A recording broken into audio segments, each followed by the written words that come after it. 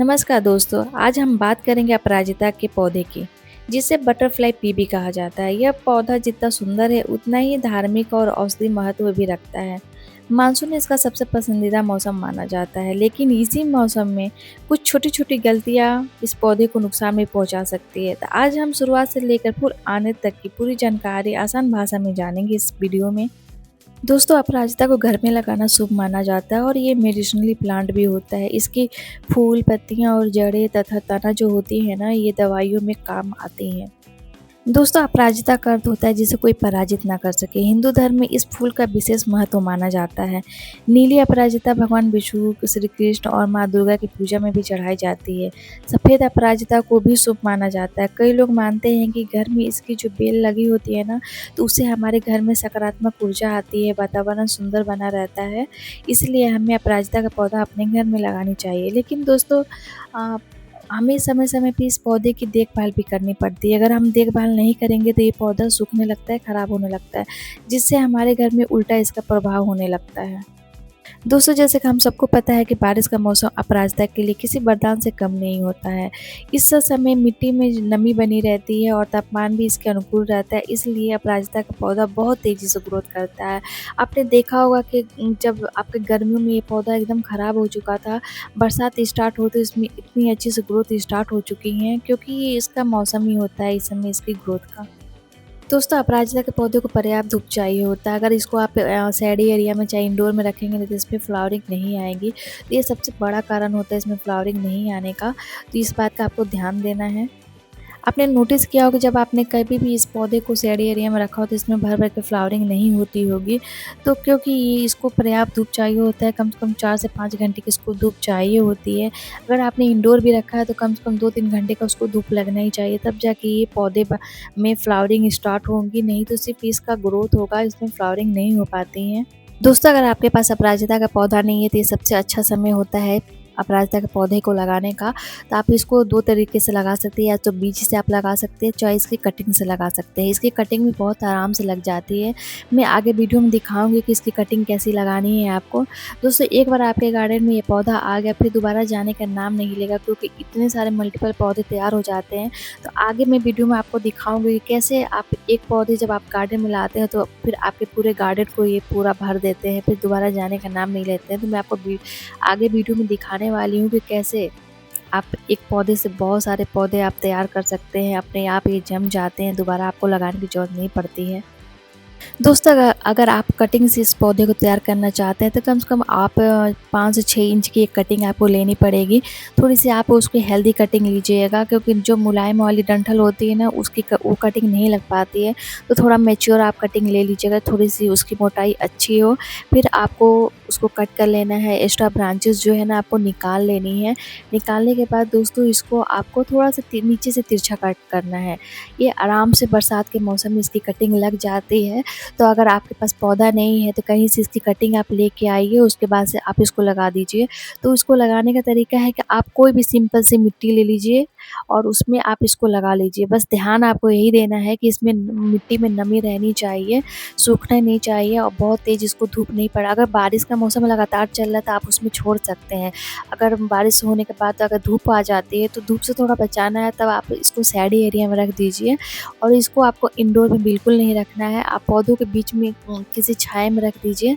बिल्कुल आपको वहाँ पे हिलाना-डुलाना नहीं है, बिल्कुल उसको डिस्टर्ब नहीं करना है। तो इसकी जो कटिंग होती है ना, बहुत आराम से पकड़ लेती है, बहुत फ़ास्ट इसका ग्रोथ होने लगता है दोस्तों। और दोस्तों, मैंने बोला ना कि अगर एक बार आपने गार्डन में इसको ले आए तो फिर दोबारा आपको लाने की ज़रूरत नहीं है। जैसे आप देख पा रहे हैं, ये अपने आप से बीज ग्रो हुए हैं। आप देख पा रहे हैं, जहाँ इसके बीज पड़े हुए हैं ना, वहाँ ये नए-नए पौधे बना चुके हैं। और इतना ज़्यादा हो जाता है, कभी-कभी हमारे छत पे उसको निकालना पड़ता है, क्योंकि इतने सारे पौधे लगाने के लिए जगह भी नहीं होता है हमारे पास।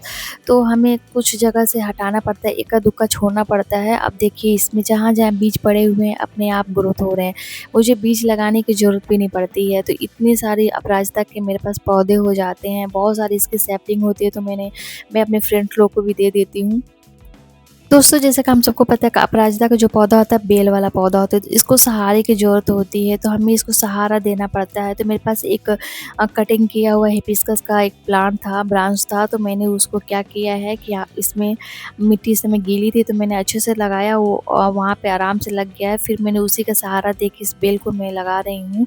तो अपराजिता के पौधे का आपको यही ध्यान देना है कि ये बेल वाला पौधा, तो इसको सहारे की ज़रूरत पड़ती है दोस्तों। तो इसको आप जितना अच्छा सहारा देंगे उतना अच्छा ये ग्रोथ करता है और ये पूरा जंगल जैसा ये फैल जाता है। तो इसको आप आराम से इसकी टोपियारी बना सकते हैं, इसके बहुत सारे बोनजाई बना सकते हैं, अलग-अलग शेप दे सकते हैं। जैसे चाहे वैसा आप इसको शेप दे सकते हैं। बहुत खूबसूरत ये पौधा लगता है, जब फूल भरता है तो और भी ज़्यादा खूबसूरत लगता है। दोस्तों अभी मानसून चल रहा था, इस समय आपको देखने को काफ़ी मिलता होगा कि हमारा पौधा तो ग्रोथ करता है बट बहुत सारा भर भर के फ्लावरिंग नहीं होता है। तो उसका मुख्य कारण यही होता है दोस्तों कि हम उसकी समय समय पर पिंचिंग नहीं करते हैं और उसको जो अच्छे से देखभाल नहीं करते, जिसकी वजह से तो उसकी ग्रोथ तो अच्छी होती है पर एका ही दुक्का फूल आके रह जाते हैं।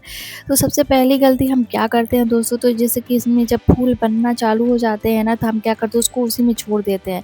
तो हमें ये गलती नहीं करनी। जैसे फूल मुरझा जाए हमें तोड़-तोड़ के निकाल लेना है। उसमें अगर आपको बीज चाहिए तब तो आप उसमें छोड़िए, इक्का-दुक्का छोड़ सकते हैं बीज वगैरह बनने के लिए। पर दोस्तों इसको समय-समय पे जितने भी बीच में फूल सूख जाते हैं ना, आप उसको दोस्तों इस पौधे में हमें दूसरा काम करना है कि इसको समय-समय पे हमें छटाई करते रहना है। क्योंकि हम जितना इसकी ब्रांचेस कटाई-छटाई करेंगे ना, उतना इसमें भर-भर के फ्लावरिंग आएगी, उतने ही नए-नए ब्रांचेस आएँगे।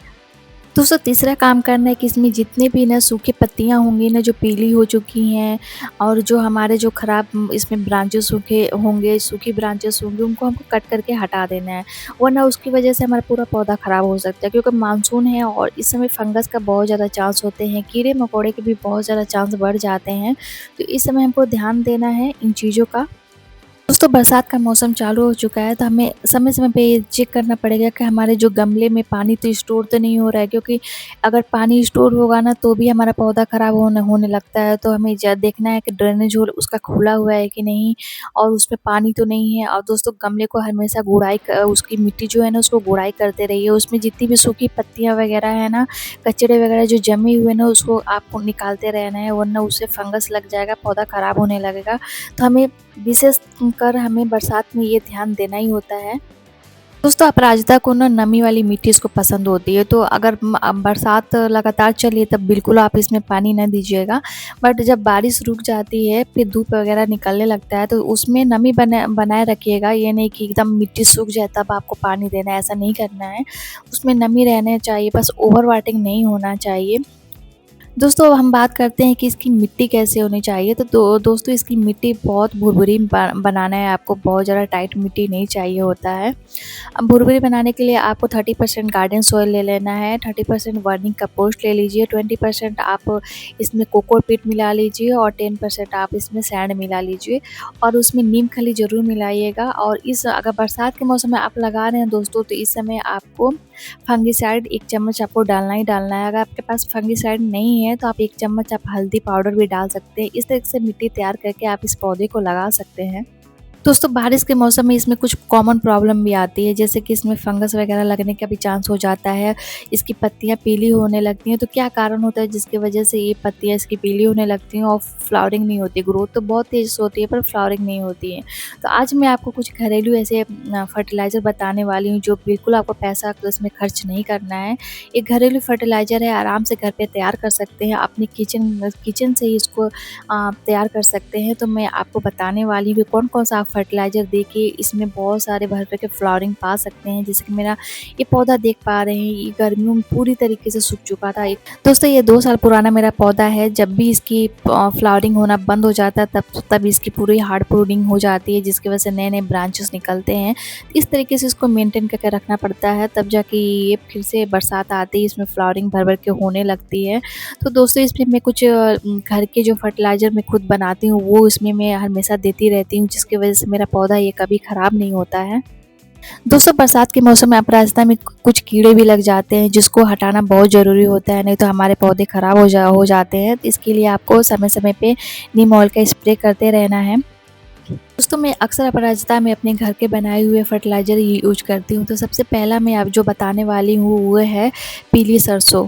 दोस्तों पीली सरसों को आप 2 तरीके से दे सकते हैं, या तो उसको आप पीस के पाउडर के रूप में भी आप इसको दे सकते हैं, या तो आप 1 चम्मच इसको रात भर भिगा दीजिए पीली सरसों को। उसके बाद अगले दिन इसको छान के 1 लीटर पानी में मिला के आप इसको अपराजिता के पौधे में देंगे तो भी इसमें भर भर के फ्लावरिंग होती है। अगर नहीं तो फिर आप इसमें सरसों खली होता है, उसको आप रात भर इसको भिगा दीजिए, कम से कम 24 घंटे के लिए भी भिगा सकते हैं। फिर अगले दिन उसको छान के कम से कम 10 लीटर पानी में मिला के आप इसको दीजिएगा, बहुत फ़ायदा करता है। दोस्तों इसमें nitrogen, phosphorus, iron, calcium, magnesium बहुत सारे पोषक तत्व पाए जाते हैं जो हमारे पौधे के लिए चाहिए होता है। दोस्तों हम बात करते हैं चाय पत्ती की। चाय पत्ती को दोस्तों हम जो यूज करते हैं ना, उसी को सुखा के उसको हमको देना होता है। उसमें भारी मात्रा में नाइट्रोजन होता है जो हमारी पौधे के लिए बहुत ही ज़्यादा उसकी ग्रोथ के लिए फ़ायदा करता है। तो हमको सूखी चाय पत्ती का यूज करना है। ये मिट्टी को एसिडिक बनाता है और पौधे की ग्रोथ बहुत तेज होने लगती है। दोस्तों अब हम बात करते हैं सूखे केले के पाउडर की। तो इसको भी आप केले के छिलकों को सुखा के उसका पाउडर बना के उसको भी आप दे सकते हैं। अगर इसके साथ आप चाय पत्ती मिला के दोनों देते, इससे पावरफुल फर्टिलाइजर कोई हो ही नहीं सकता है दोस्तों। दोस्तों ये सारे फर्टिलाइज़र देते समय आपको एक बात का ध्यान देना है कि मिट्टी की अच्छे से गुड़ाई कर लेनी है, फिर उसी में आपको ये सारे फर्टिलाइज़र देने हैं, वरना उतना ज़्यादा फ़ायदा नहीं करेगा। इसलिए ये देखिए ये फलियाँ हैं और इन फलियों में कितने सारे बीज बने हुए हैं। यही सारे बीज फट-फट के जहाँ मिट्टी में पड़ जाते हैं वहाँ पे नए पौधे तैयार कर लेते हैं, जैसे आपने देखा होगा। तो आपको अगर बीज से लगाना है तो आपको थोड़ा-थोड़ा मिट्टी के अंदर इसको दबा देंगे तो ये कम से कम 1 सप्ताह में अच्छी ग्रोथ पकड़ लेगा।